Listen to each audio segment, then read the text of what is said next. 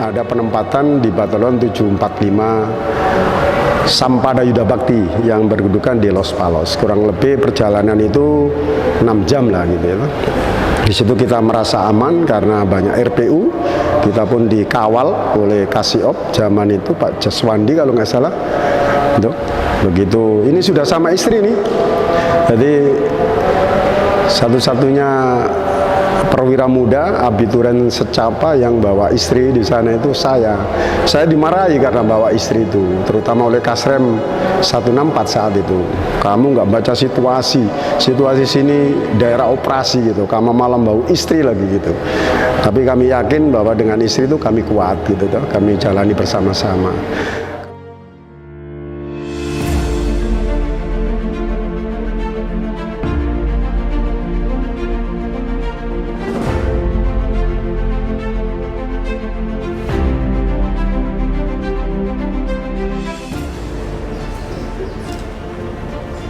Lapor upacara wisuda purna tugas pamer dan kendaraan siap dimulai.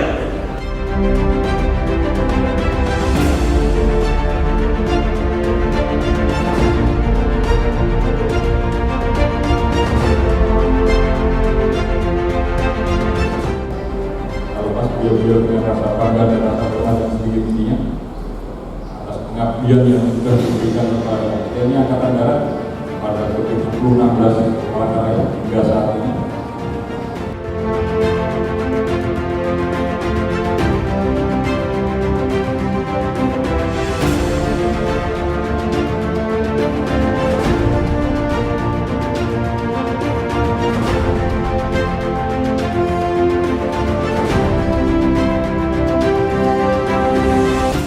Kami memasuki dinas kemiliteran. Jadi kami masuk pendidikan itu tahun 1984, diktupnya, kemudian sarcapnya itu di 1985. Jadi saya mulai dinas aktif, diangkat menjadi Sersan 2 atau pangkat pertama Sersan 2 itu kalau tidak salah 20 Oktober 1985. Kemudian dari output lulusan Milsub 3 tahun itu 75 besar itu dimasukkan di dalam lembaga, jadi lembaga pendidikan ataupun saat itu Rindam 5 Brawijaya.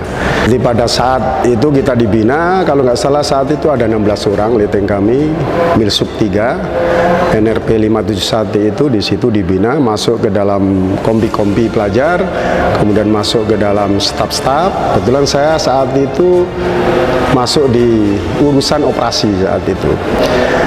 Sehingga pada menginjak tahun 1993, 92 itu sudah tes, 93 kami ditakdirkan lulus secapa. Tahun 1993. Setelah itu masuk secapa kurang lebih 1 tahun 8 bulan itu saat itu untuk panorama 2 itu. Karena panorama 1 memperjuangkan pangkat harus penuh toh.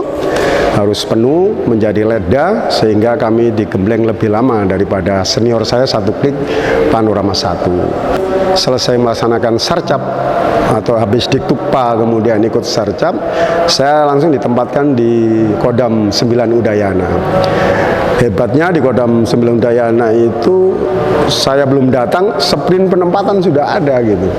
Jadi sprint penempatan sudah ada, dikasih pembekalan sama Aspes Kasdam saat itu kami harus berangkat ke Korem 164 Wiradharma kalau nggak salah itu. Kalau nggak salah itu 164 yang berlokasi di Dili. Di situ kurang lebih 2 minggu diberi pembekalan. Kami ada penempatan di Batalon 745 Sampada Yuda Bakti yang berkedudukan di Los Palos. Gitu. Ini sudah sama istri nih.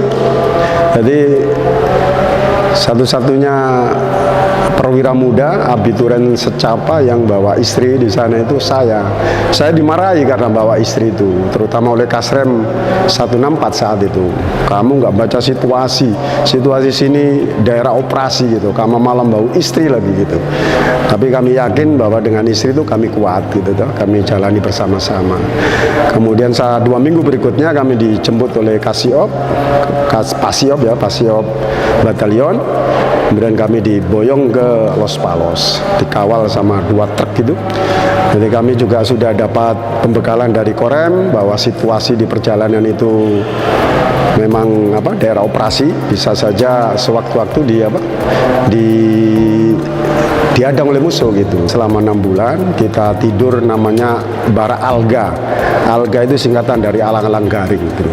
Alang-alang garing yang di situ banyak semut-semut yang besar itu. Dan tidak ada rekan kita yang jumlahnya mungkin 42 orang itu perwiranya 6 dari Secapa, kemudian 2 perwira abituran Akmil 95 kalau nggak salah saat itu kemudian kami ditaruh di Kompi A.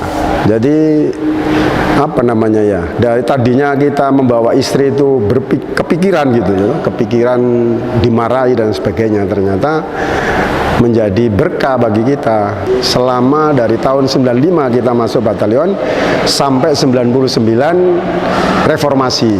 Bukan reformasi apa itu ya? Jajak pendapat itu ya. Jajak pendapat, kita ngikuti proses itu dan pihak BBB juga sudah aktif di sana dengan pasukan UNAMED-nya Timur Merdeka yang saat ini dinamakan Timur Leste. Di situ kita eksodus, semua persit dulu didulukan, gitu. Hingga kita akhir tahun 1999 itu kita eksodus ke Kupang. Kebetulan kita di situ